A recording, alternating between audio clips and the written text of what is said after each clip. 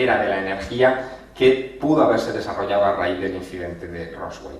Su conferencia se titula Exopolítica y la revolución de la solución energética. Recibámoslo con un aplauso.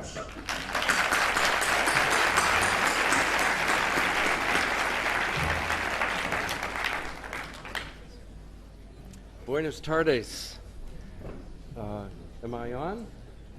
El micro, por favor. Is my mic on? Try again. Try again. No. Testing. Okay. Houston, we have a problem. Okay. Am I on? Can you hear me? All right, good. Buenas tardes. ¿Cómo está? Well, I just want to let you know that I'm very privileged to be here in Spain, speaking to you now in English. I wish it were Spanish. It will be, I promise, in a few years, because Meredith and I live in Ecuador, living on a beautiful retreat in the Andes where we're hosting conferences like this one. Maybe not as big as this, but nevertheless, we are doing that on subjects that are near and dear to all of us. And today, this trip for us is an extraordinary one. It's the 5th week of a tour of Canada and Europe, and we're returning back home afterwards.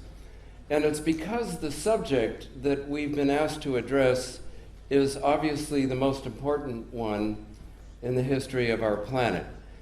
And it involves not only disclosure of the UFO ET phenomenon, but it involves the use of the new technologies of so-called free energy or clean breakthrough energy, and of consciousness, our ability to create our own reality in the physical world.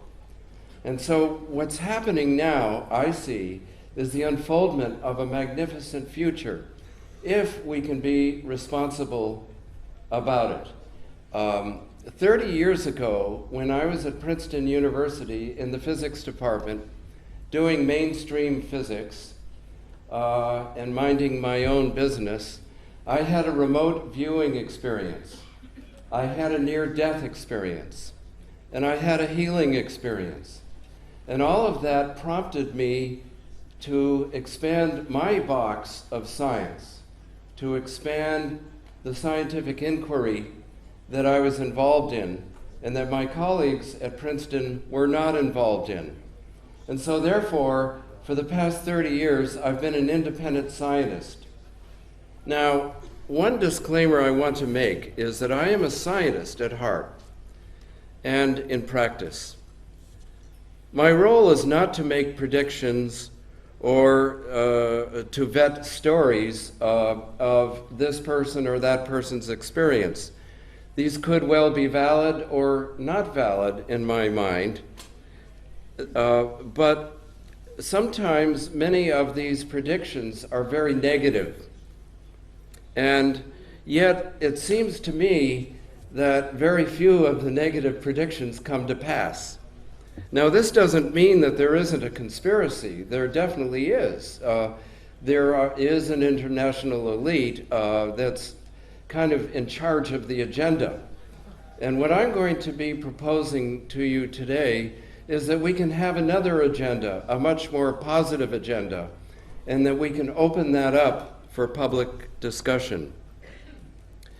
So my work is based mostly on hard scientific evidence and verifiable data, and on a consciousness that seeks to bring the best possible outcome of any potential scenario. And we're dealing with many scenarios. Many of us are already aware of the agenda that's in front of us now. It's a pretty dark agenda. We talk about eugenics, the possible elimination of parts of the population. We talk about bankers and the military-industrial complex amassing ever more power. And in the face of that, we have possibilities that are magnificent, that we can truly have a sustainable world in the future if only we have the courage to look at what those possibilities are. Today, I'm going to be talking about one of them, and that is the potential for so-called free energy, or clean breakthrough energy. Now, many of you, in the context of looking at the UFO ET question, have talked about or studied back engineering, technology transfer, and so forth. And that certainly is an aspect of it. But meanwhile, out in the public domain, there are many hundreds of free energy inventors, Teslas, if you will, in their garages and laboratories, toiling away, unsung heroes, people that have been suppressed and taken out of the mainstream of our culture. And today we'll be talking about some of them. And we'll also be talking a little bit about some books that I've published recently, one of them having to do with solutions to the most heartfelt problems we have on the planet. It's called Re-Inheriting the Earth. It's also out in Spanish. And then another book is The Energy Solution Revolution, where I actually talk about the political, social implications of a new energy economy. Now, here's a little word for those of you that might still be in the audience who are still working for the secret government. We are at a point in human history where we need to make a decision about which way to go collectively. And I want to speak to those of you that may be sitting here who may see it as their duty to be the watchdogs for those who want to maintain the current balance of power. I want to ask you if you have ever asked yourself what you want your role to be at this point in history. What do you want your legacy to be? At this time, where the number of whistleblowers who are deciding to come out is on the increase, I want to ask you which side you want to be on. How does it feel to know that the technologies that the planet needs are available or could soon become available, and yet you remain silent? How does it feel to harass your peers in the name of patriotism and enduring national security, and to protect an elitist agenda that has already given up on the chance for all of humanity to evolve and to benefit from a collective change in consciousness? Now is the time to exercise your free will and make sure that it is your birthright to decide which path you will take at this point onward. Every moment of the rest of your life is an opportunity to turn it around for yourself. And through your contribution for the human collective to be able to evolve to its next step. The choice is yours. Thank you for that listening. It's, I think, a very important juncture of our history, because it's very clear to me, having visited the laboratories of the leading new energy and consciousness researchers on this planet, we are on the brink of a tremendous quantum leap, of a new paradigm. And we need to go into it now and embrace it with all our hearts and have the courage to walk through the known into the unknown. And as they say, the fear of the unknown is the biggest fear there is. There's another phrase, better the devil you know than the devil you don't know. And the fear is all around us. But we live in the stars, and we're moved at last by our greatest adventures. And so I invite you to embrace some of the information which my colleagues and I will be sharing with you during this conference.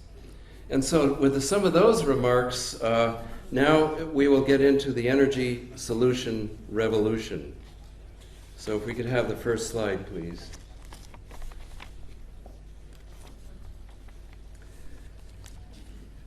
And this book was 6 years in the making, and I decided to no longer spend my time going to people's laboratories or trying to vet this or that new energy concept. Suffice it to say, there are hundreds of people in their laboratories that are working on proofs of concept of so-called free energy. And so what I'd like to do talk about today is more the socio-political aspects of free and clean energy, its promise, its suppression, and its absolute necessity for our future. Next slide, please. George Orwell said, "In a time of universal deceit, telling the truth becomes a universal act," or a revolutionary act, excuse me. And of course, that's what's happening now. But I also say, I had this bumper sticker that says, "The truth will set us free, but first it will piss us off." And yesterday we talked about fear. We talked about the fact that people are getting angry because many of us know in our hearts our future can be very different from that which is being presented to us by our leaders, and that the truth is awaiting us. But anger is an inevitable part of the process. And what I'm hoping for in the long run is a process of truth and reconciliation, a process of truth telling and an exchange of information with those forces that are now perhaps themselves afraid of the anger that could be leveled against them for having held secrets for so long. We hope that eventually we can all forgive and move on and create a future of positive consciousness. The next slide, and this is a good one, Isaac Asimov. "When stupidity is considered patriotism, it is unsafe to be intelligent." And in the United States, my native country, I regret to say that there's been a dumbing down process, and the media has been a big part of it. I'm very gratified to see the media here in Spain is a little bit ahead of the media in the US, and that there is such coverage of this conference. The next slide. Well, Meredith and I live in Ecuador. We live in the Andes of Ecuador. In this slide, I don't know whether I have a laser pointer here, but I'm looking. If there isn't, I can just kind of point it out. Ecuador is a small country in the upper left of this map. This map shows the western Amazon region.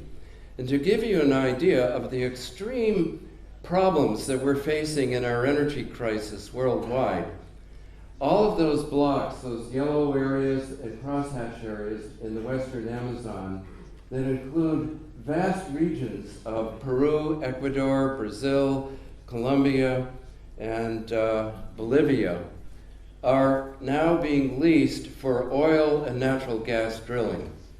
The areas you see comprise at least half of the vast western Amazon rainforest, the one intact rainforest left on Earth. And it's about to be decimated. It's about to be deforested. The voluntarily isolated indigenous peoples are about to be moved off of their land. This has already happened in some areas in Ecuador and other countries. And the indigenous people are fighting back, but with their spears. A group of indigenous people occupied a bridge in nonviolent protest of oil drilling in their region. And about a month ago, the government of Peru came in with helicopters and machine guns and killed about 150 of them.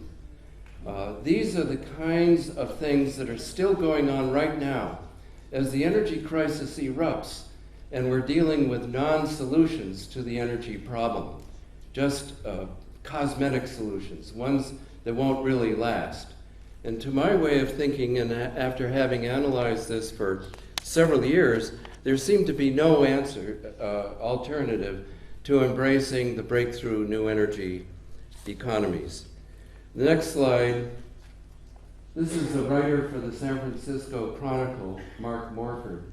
And he said, much as I love the Green movement, and that includes the Green parties, in the face of countless billions to be made by raping the planet for oil, they're merely the equivalent of trying to water the rainforest with an eyedropper. We need radical solutions, folks. We need to be able to embrace new technologies. We need to go into the 21st century here and not look backwards. The next slide. This is the president of Ecuador, Rafael Correa, who has done many things to help the country come into the 21st century. He has, for example, supported the passage of a new constitution, which the people of Ecuador enthusiastically endorsed. The constitution, for the first time ever in the history of the world, provides for the rights of nature. And this is an extraordinary provision. And to that end, the next slide, well, I'll discuss this in a moment. To that end, Correa has invited the world community to match funds with Ecuador in terms of potential lost revenues to keep the oil in the ground in one of the most biodiverse indigenous rainforests on the earth, Yasuni National Park.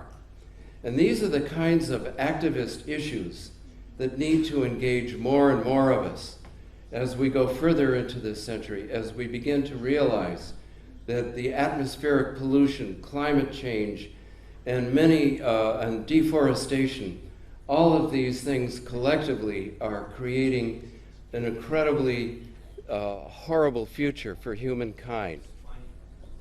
Did this shut off? It's on again. Great. This technology. You know, there's a theme that Mara and I have discovered. I'm off again. I'm on again. And that is the machines. Machines seem to be very prevalent in Europe, and they're very complicated. I'm mostly a creature of the 20th century, and I remember giving talks 50 years ago, 40 years ago, just walking around and projecting my voice and no machines. Anyway, the point here is that solutions to the energy crisis do exist, but are suppressed by governments and industry through the profit motive, self-interest, and incrementalism. Incrementalism meaning little here, a little bit there. Maybe this will make the people less activist if we do carbon cap and trading or something like that, some ridiculous solution that really has nothing to do with reality. This is not enough to avert disaster. The humans are terribly messing up this planet. And I believe that the present population of the Earth can be supported through the use of new energy technologies and a sensible set of leadership options. We need new human systems which are Earth-oriented and visionary. The New World Order or Illuminati agenda is not the way we want to go. The next slide.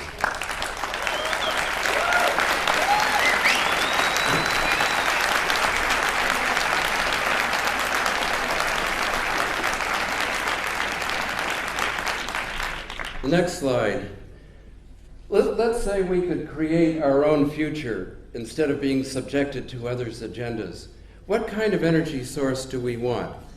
We want clean energy, really clean energy, zero emissions, minimal life cycle environmental costs, and we want it to be renewable.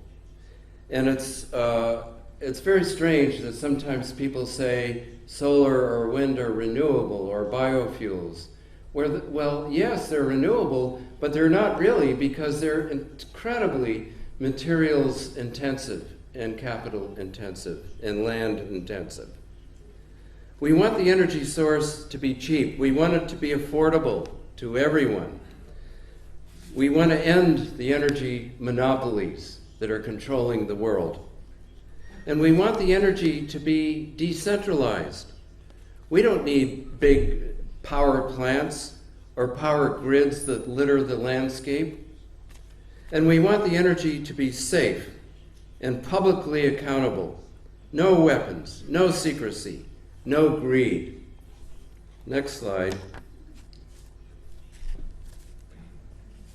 Well, the bulk of energy we now use is obviously unsustainable and is destroying the world through wars of conquest, pollution, and irreversible civilization-destroying climate change. The next slide. The hydrocarbons, for example, oil, coal, natural gas. It's terrible. 100 million people a year die of emphysema and other lung diseases because of air pollution, just because of the routine burning of hydrocarbons. Nuclear power, it's expensive, it's unsafe. We all remember Chernobyl. There's no safe disposal of the long-lived radioactive waste that we're leaving to future generations for thousands of years. And, of course, using nuclear technology, there's the potential for the global proliferation of doomsday weapons and distributed targets for terrorists. Now, some people say, let's have a hydrogen economy. Well, there's a problem there, and that is that it takes more energy to produce the hydrogen than you get out of it. The same is true, by the way, of electric cars and air cars. You have to have an energy source somewhere to compress the air, or an energy source for the electricity. So in the long run, that's a no-win situation. I'm sorry, I wish I could say otherwise. Biofuels. Biofuels are a disaster. They compete with agriculture. One SUV tank full of a biofuel, SUV, sports utility vehicle, great big monstrous cars, one SUV tank full of biofuel, of corn, ethanol from corn, could feed a hungry person for 1 year. That is just utterly ridiculous. It competes with agriculture, and it pollutes just like the hydrocarbons. And you have to develop a huge infrastructure. It doesn't work, although it can work with some substances on smaller scales. Solar and wind, they suffer from high cost and/or great materials and land use and are diffuse and intermittent.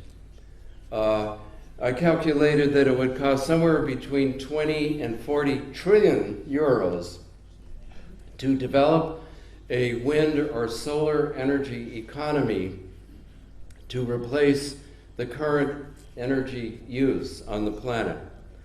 The next slide shows what we need to do. We need to go to the new energy technologies. Next slide, please. And that includes the vacuum energy, the zero-point energy. I'm going to be showing a few slides of people who are developing these kinds of energy sources. They can be magnets on a wheel. The wheel spins up, approaches a certain number of revolutions per minute. You unplug it, and it's a free-running generator, if it's cleverly designed. Or there can be solid-state devices. There are many, many technologies out there.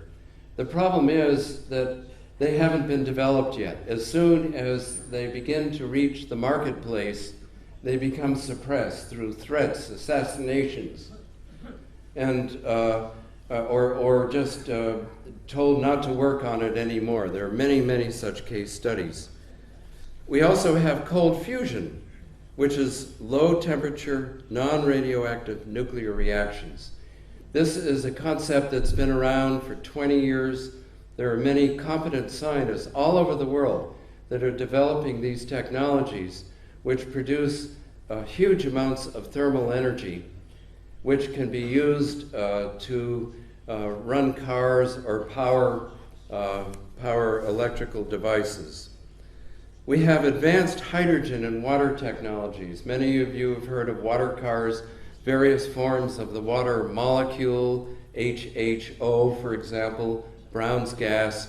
These are all concepts that are waiting for their opportunity to enter the cultural domain.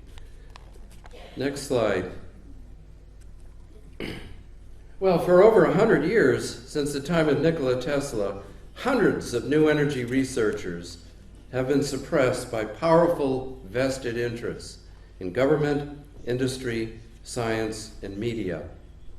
But only with modest investments we can develop and make available new energy devices. Now, the next slide will say, well, some people still believe that solution energy cannot exist because it violates existing scientific laws. Well, guess what, folks? There are no laws in science, only theories. And the so-called laws of thermodynamics apply to only a narrow range of conditions. And there are many, many conditions in which those theories can be violated. Another mythology of solution energy is that it is so advanced, its use must be further in the future. We must only look backwards at what already exists. In other words, if people say, well, we have the latest solar energy or wind energy technology or biofuel technology, yeah, that's going to help a little bit here and there. But what we're talking about here are energy concepts that create billions of times more energy than any of the conventional sources. And a lot of people will say, well, this violates the laws of conservation of energy. No, actually, not at all. It's just that the system we've defined is much larger than we had previously thought. And then indeed, every point in time and space has an infinite potential energy field that we can tap. And now the UFO ET phenomenon becomes very important here because, of course, we see craft that apparently violate the so-called Newtonian laws of physics all the time through their very, very unusual motions and anti-gravity technology. Well, this is the very same thing. It's a very closely related phenomenon. Another mythology is that we can trust governments and the marketplace to support the research and development. That isn't true. Believe me, I have tried to approach the U.S. Department of Energy, which supports research in fossil fuels, hydrocarbons, nuclear power, and even a little bit for solar and wind. But they haven't listened at all to these possibilities. Next slide. So who are the suppressors of new energy technologies? It's many people. The scientists. The scientists are among the biggest suppressors because, you see, many of them, I was once one of these people. I was at Princeton and Cornell, and I didn't support new energy research because I would have lost my job. And many scientists lose their job when they start to venture outside of the box of conventional thinking. It's very interesting that throughout the history of science, these things have happened. Bertrand Russell one time said that the resistance to a new idea increases as the square of its importance. And the scientists are in the front lines of resisting this change. Not all scientists, but most scientists. The scientists denied, for example, the early days of aviation. When the Wright brothers first flew an airplane in 1903, the reporter that covered that was fired from his position because his editor didn't believe that it was possible. And then Scientific American ran an editorial saying, well, because it wasn't reported, it's not possible. It's a fraud. The environmentalists have not really supported this, the green movement, because they don't think big enough. The green movement needs more vision. It used to have it. I had it when I worked with the US Congress in the 1970s. But since Ronald Reagan became president and secrecy became a big thing in the United States, the environmental movement also became suppressed. The large corporations, they don't want new energy because they have too much of a vested interest in conventional ways of producing power and fuel. And powerful governments don't want it because they're controlled by the large corporations. I'm back on again, good. The mainstream media also suppresses this. Believe me, this has happened many times. The BBC one time invited me to appear on one of their shows on new energy technologies. I accepted, and then 2 days later, the executive producer told the producer, we're not going to cover that. We're only going to cover that which is already authorized by governments. And so it goes. It's a big conundrum. Another suppressor of new energy are ourselves, just through our inactivity. We support, by default, the primacy of existing energy. And so there's hardly anybody supporting these breakthroughs. So many vested interests are threatened by the possibility of an abundant, sustainable future with clean breakthrough energy, and it's denied. The next slide. Well, some of us convened the best and brightest inventors of free energy devices in an attempt to create a colleagueship, a whole new institutionalization. And so we met in 1993 in Colorado. And next slide, these are some of the inventors. We met the following year as well. But I did a world tour in the 1990s of some of the inventors of free energy devices. For example, Paramahansa Tewari in India and Shiji Inamada in Japan. The next slide. Or Troy Reed in the United States, or Yul Brown. Next slide. This is another shot of Yul Brown. These are photographs I took and investigations I did during the 1990s showing the proof of concept of these breakthrough energy technologies. The next slide.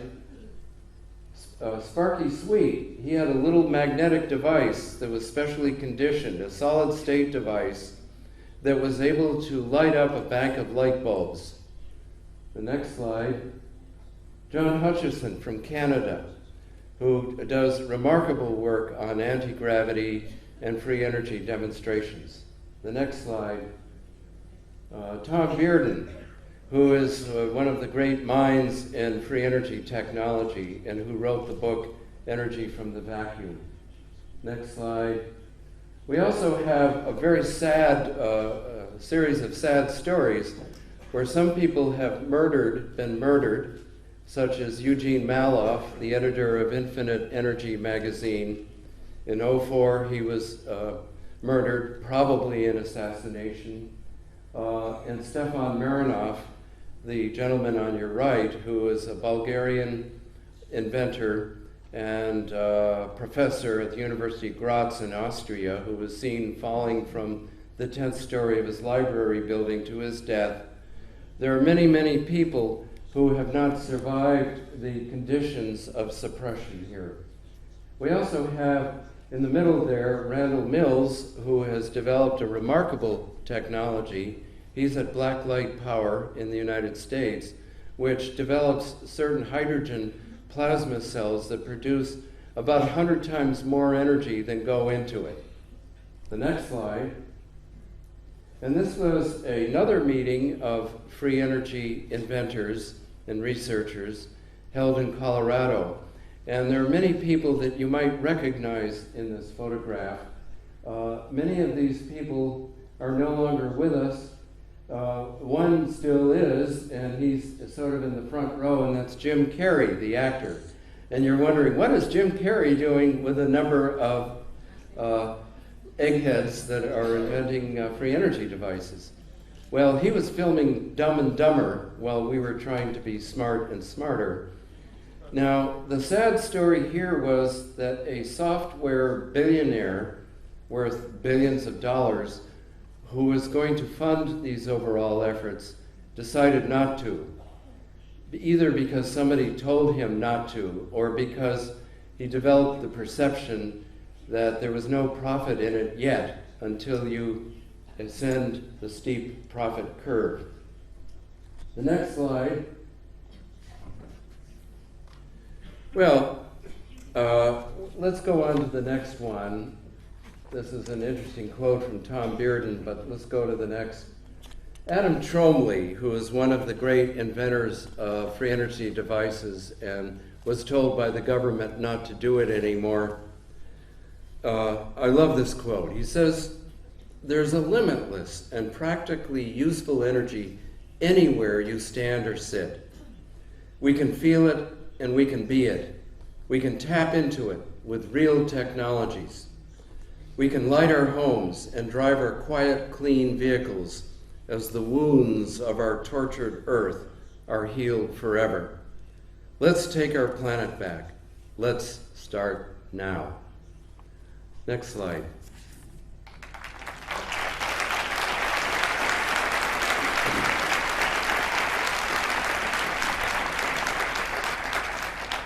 The late visionary Buckminster Fuller in the US, when he came in contact with the reality of free energy technologies, he said, "I am glad I've lived long enough to see this. It is simply wonderful. I hope and pray you will live long enough to see the principle upon which this artifact is based become the new energy source for all passengers in Spaceship Earth." Next slide.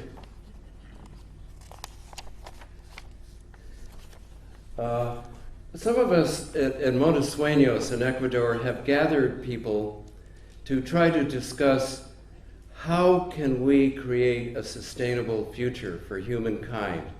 One such was called the Phoenix Gathering. We did this a year ago, and besides discussing the relocalization movement, the importance of growing your own food and coming back to the villages and having local government currencies and sustainable practices, which is, I think, very important nowadays, we also discussed the possibility of a new energy economy.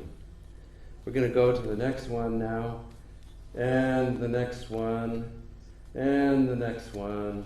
Well, we won't get into that too much.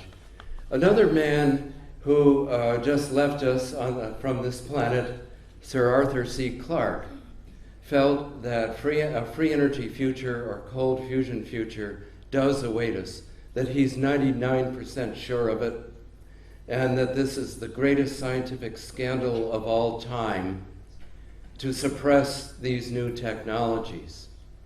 And he also said one time, any sufficiently advanced technology is indistinguishable from magic.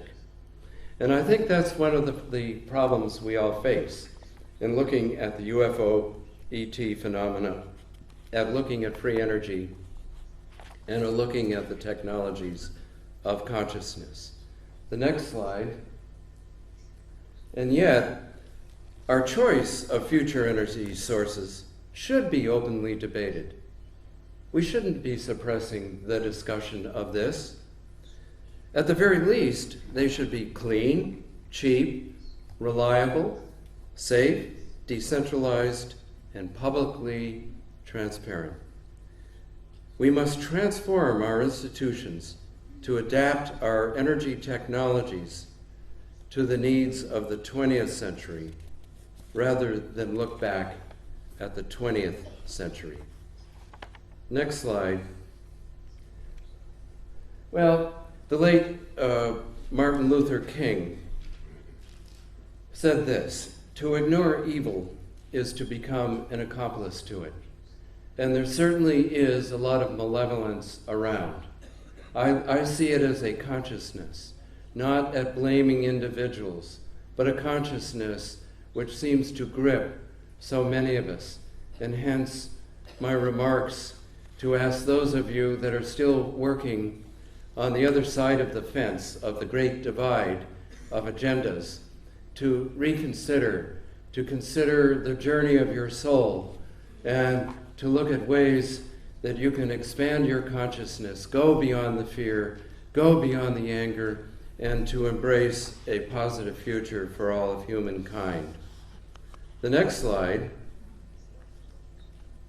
Embracing the possibility of a breakthrough energy solution revolution should be our mandate, not an idle speculation to be ignored or ridiculed or feared.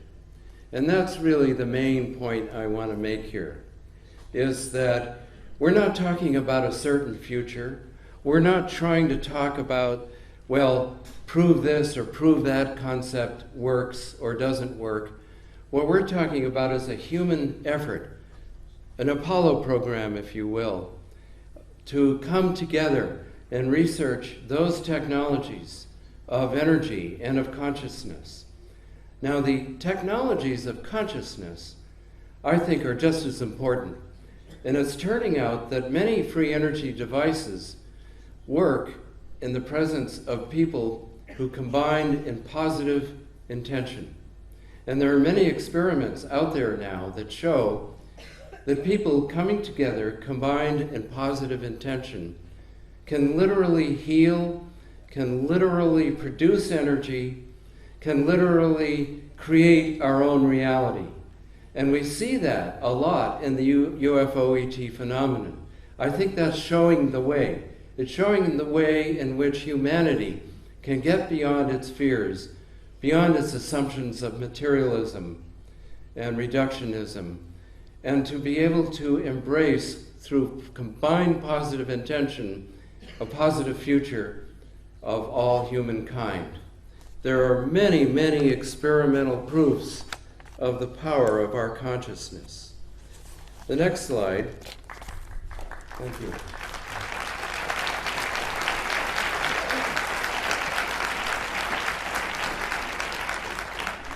And so the technologies of consciousness, the technology of free energy, the technologies of combined positive human intention need to be taken much more seriously. And we, and by we, I mean those of you in the audience, and myself, and those of us that are beginning to catch on. I'm back on again, good. Those of you that are beginning to catch on to these things, I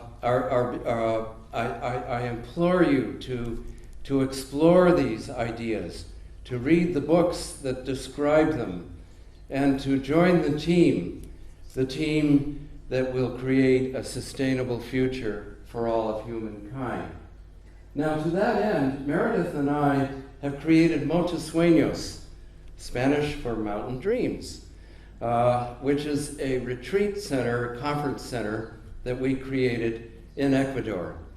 We invite you to come to visit us, either at our bed and breakfast service or to our coming conferences. We're doing many visionary conferences on free energy, on new science, in the arts, and yoga, and many other activities that are truly relaxing.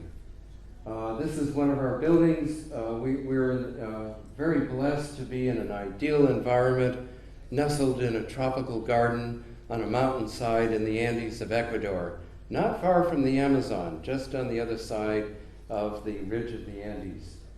The next slide shows our waterfall. Next slide, our main house. Next slide, main house. Next slide. And this is the book that I've recently written, which I'll be glad to sign copies of afterwards. Next slide. And this is a view from Montes Sueños. It gives you an idea of the incredible beauty of where we live and how relaxing it is, and how it's a great place to create new ideas for humankind. Next slide. This requires an explanation, which I don't have time to describe, except that that's a Photoshop special of my alter ego, the Lapis Pig. You can check it out on the website, next slide, last slide, which gives you the information. We hope to hear from you. We invite you to look at more of the kind of information I just shared.